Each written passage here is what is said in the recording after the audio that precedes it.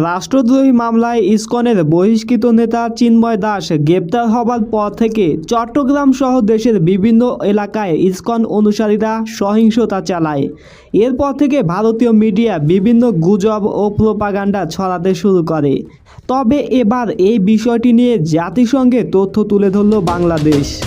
ধর্ম বর্ণ নির্বিশেষে বাংলাদেশের প্রতিটি নাগরিকের স্বাধীন ধর্মচর্চা ও মত প্রকাশের অধিকার রয়েছে। দেশের প্রত্যেক সম্প্রদায়ের মানুষের নিরাপত্তা দেওয়া অন্তর্বর্তীকালীন সরকারের লক্ষ্য। বৃহস্পতিবার সুইজারল্যান্ডের জেনেভায় 2 দিনব্যাপী জাতিসংঘের সংখ্যালঘু বিষয়ক ফোরামের 17তম অধিবেশনে বাংলাদেশের সরকারের পক্ষ থেকে এই অবস্থান তুলে ধরা হয়।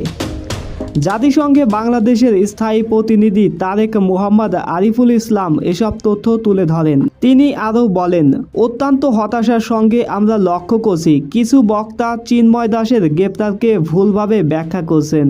প্রকৃতপক্ষে তাকে নির্দিষ্ট অভিযোগে গ্রেপ্তার করা হয়েছিল। একজন মুসলিম আইনজীবীকে নৃশংসভাবে হত্যা করার পরেও আমাদের সরকারের পক্ষ থেকে ধর্মীয় নেতাদের সমর্থনে শান্তি বজায় রাখতে ও অপ্রীতিকর কোনো ঘটনা যেন না ঘটতে পারে এ বিষয়ে সহায়তা করছে।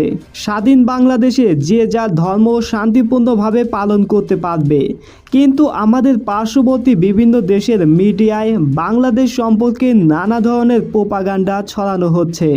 এক্ষেত্রে আমরা বলতে চাই, বাংলাদেশ একটি আলাদা স্বাধীন ভূখণ্ড, তাই বাংলাদেশ সম্পর্কে কোনো ভুল তথ্য প্রকাশ না করার অনুরোধ জানাচ্ছি। রাকিবুল ইসলাম, নিউজ ডেস্ক।